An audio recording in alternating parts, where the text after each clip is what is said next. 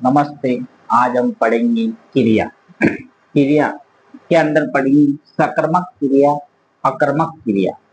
सकर्मक यानी उसमें क्या हो रहा है, क्रम बीच में आ रहा, दोनों यानी बीच वाली वस्तु से मतलब, बीच वाली से मतलब है, जो भी बीच में आएगा वो क्रिया होती है। जो भी बीच में आएगी क्रिया होती है, यानी बीच में क्या आ रहा, क्रम आ रहा है। क्रम का मतलब क्रिया।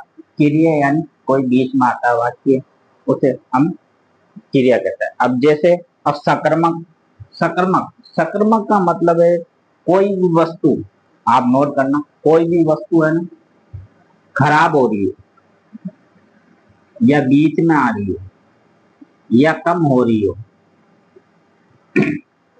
उसे सकर्मक वाक्य हम कह सकते हैं। जैसे एग्जाम्पल के तौर पर, राम आम खाता है। एग्जाम्पल देखिए, राम आम खाता है, तो बीच में क्या आ रहा, आम आ रहा है। क्या हो रहा, आम आ रहा है बीच में।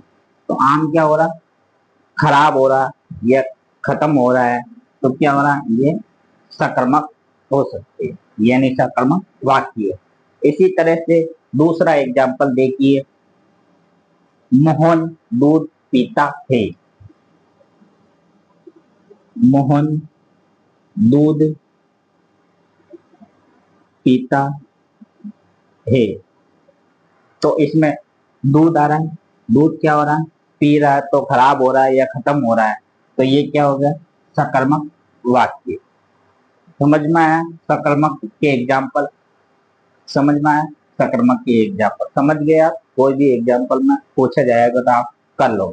इसी तरह से अकर्मक, अकर्मक अकर्मक किसी वस्तु पर जोर पड़ता है। जैसे एग्जाम्पल को तौर पर, एग्जाम्पल देखे, मोहन सड़क पर खड़ा है। मोहन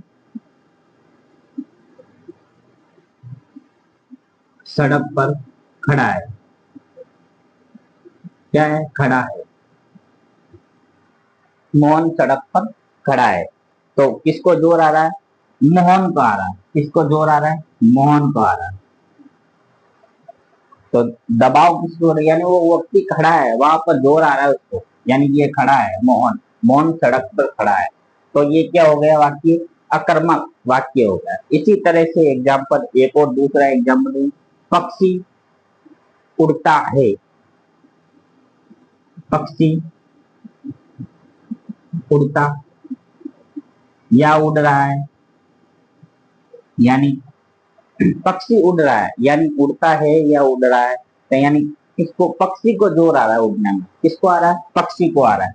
तो ये क्या हो गया, अकर्मक क्रिया होगी। जोर किसको आ रहा है, पक्षी को आ रहा है उड़ने में। इसी तरह से एक और एग्जाम्पल, बहुत,